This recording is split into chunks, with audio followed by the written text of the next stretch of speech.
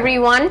Today in our programming club, we have made this structure, a wall with a window, using these blocks. But what can we do with this? Let me think of a challenge. So, can we pass a flying robot through this window? Yes, we can. Let's give this challenge to a young innovator at Programming Club. Zurvan, how do you think about this? I accept the challenge. Great, then let's start.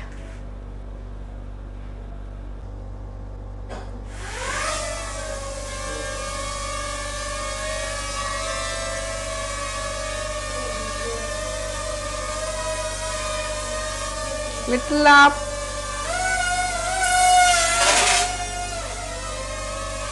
And land. So, well done Zurvan, we have done it.